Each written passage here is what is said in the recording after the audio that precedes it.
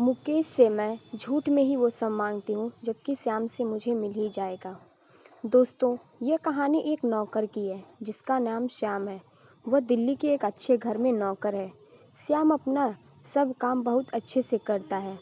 उसके काम से उसके मालिक भी बहुत खुश रहते हैं। वह अपने मालिक को भैया और उनकी पत्नी को भाभी कहता है। श्याम दिखने में एक सीधा और सांवला लड़का है जिसकी उम्र 25 साल है। उस बड़े से घर में 3 लोग रहते हैं। एक मालिक जिसका नाम मुकेश है, उसकी पत्नी आरिशा और उनका लड़का जिसका नाम है राहुल रहा करते हैं। उनका परिवार काफ़ी सुखी है। मुकेश एक इंजीनियर है और आरिशा भाभी एक हाउसवाइफ है। दोस्तों, मैं आपको अब आरिशा भाभी के बारे में बता देता हूँ। उनकी कहानी 5 फुट 5 इंच है और इनकी उम्र 30 साल की है। वह एक बहुत सुंदर महिला है। आरिशा भाभी की लाइफ अच्छी चल रही थी, पर वो पिछले कुछ महीनों से उदास सी रहने लगी थी। उनका पति उनकी ओर ज़्यादा ध्यान नहीं दे रहा था, लेकिन वो बेचारी अपनी परेशानी किसी और को बता भी नहीं पा रही थी, क्योंकि भाभी को बदनामी का डर था। इसीलिए वह शांत रहती थी। असल में बात ये थी कि मुकेश अब आरिशा भाभी को वह सब बहुत कम लिया करता था।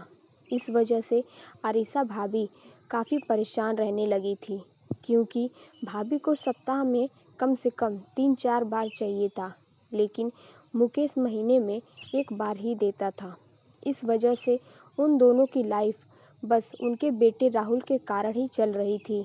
इस बात से उनके घर के नौकर श्याम को कुछ शक हुआ और उसने एक दिन हिम्मत करके आरिशा भाभी से पूछा, भाभी, अगर आप बुरा ना माने तो मैं एक बात पूछ सकता हूँ? आरिशा भाभी बोली, हाँ बोलो श्याम, क्या बात है? श्याम बोला, भाभी आप कुछ परेशान लग रही हैं, कुछ बात है क्या? आरिशा भाभी बोली, नहीं ऐसी कोई बात नहीं है, लेकिन तुमको ऐसा क्यों लग रहा है? श्याम बोला, वो भाभी मैं देख रहा हूँ कि भैया भी आपसे सही से बात नहीं कर रहे हैं और आपका चेहरा उदास रहता है। आरिशा भाभी बोली, नहीं ऐसा कुछ नहीं है, बस कुछ प्रॉब्लम है, तुम नहीं समझोगे। खैर छोड़ो, मुझे 1 कप चाय मिलेगी? श्याम बोला, जी भाभी अभी लाता हूँ।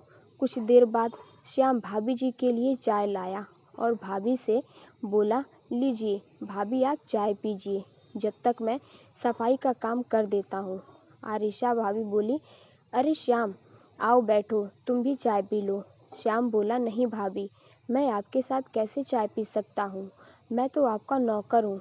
आरिशा भाभी बोली, क्यों नहीं पी सकते, और वैसे भी तुम अभी क्या कर रहे थे कि भाभी अगर कोई प्रॉब्लम हो तो बताइएगा, तो फिर तुम मेरे दोस्त भी हुए ना। श्याम बोला, वो भाभी। आरिशा भाभी बोली, वो मुझे कुछ नहीं पता, आओ बैठ जाओ, तुम इतना काम करते हो, हमारा ख्याल रखते हो। तब श्याम बोला, अच्छा भाभी ठीक है। फिर ऐसे ही कुछ दिनों तक बैठकर बात करते रहे। अब रामू और आरिशा अक्सर आपस में बैठकर बातें करने लगे थे। आरिशा भाभी रामू को अपनी बातें बताने लगी थी। एक दिन आरिशा भाभी और मुकेश की कुछ अनबन हो गई थी। मुकेश गुस्से में बड़बड़ाते हुए वहाँ से चला गया। आरिशा भाभी रोने लगी। श्याम ने सब देख रहा था। वह आरिशा भाभी के पास आया और बोला, भाभी क्या हुआ, आज भैया इतने गुस्से में क्यों गए? आरिशा भाभी बोली, कुछ नहीं श्याम, तुम अपना काम करो। श्याम बोला, मैं अपना काम ही तो कर रहा हूँ भाभी, आपका ख्याल रखना भी तो मेरा ही काम है। आरिशा भाभी बोली, कुछ नहीं हुआ, बस ऐसे ही थोड़ी लड़ाई हो गई, बस, बाकी तुम नहीं समझोगे। श्याम बोला, भाभी आप मुझे बता सकती हैं, और आप वैसे भी अपना दोस्त बोलती हो, तो बता दीजिए ना मुझे।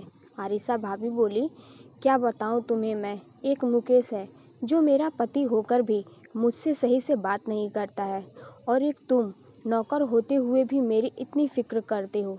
बात यह है कि मैं मुकेश को किसी भी बात पर कुछ भी कहूँ, वो सीधे मुंह जवाब ही नहीं देता है।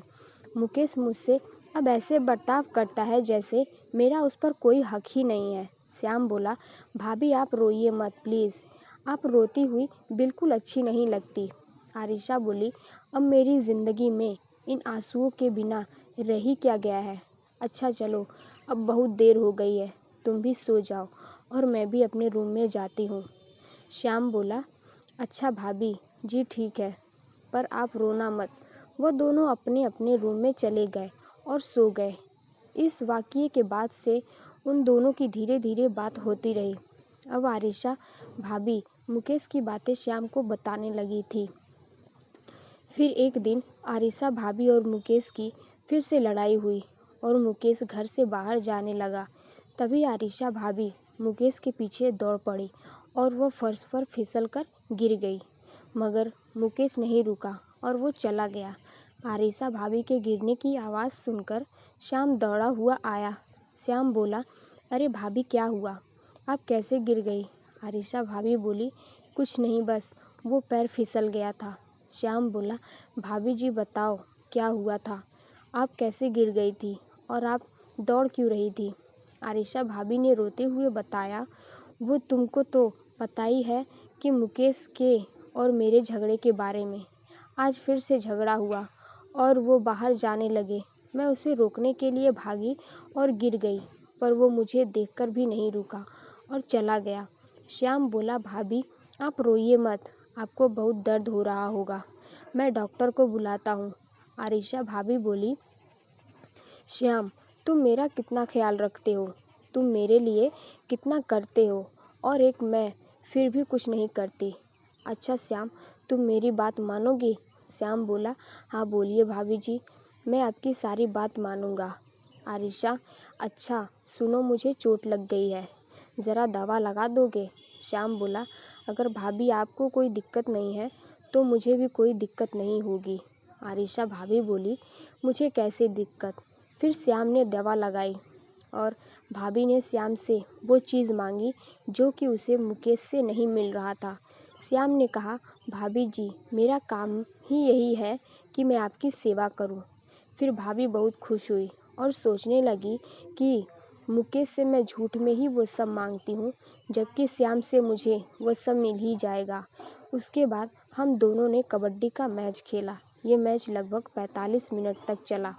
आज का मैच तो भाभी जी के नाम रहा, लेकिन मुझे फिर भी जीत की खुशी हुई। उसके बाद तो ये सिलसिला चलता रहा और अब भाभी बहुत ही खुश रहने लगी थी और अब मुकेश जी के साथ भी उनके संबंध सुधर गए थे। बाद में आरुषि भाभी ने बताया कि उनकी गोद में एक फूल भी खिलने लगा है। तो दोस्तों, यह कहानी आप सबको कैसी लगी? अगर अच्छी लगी तो मेरे चैनल को सब्सक्राइब करें। Thank you for watching.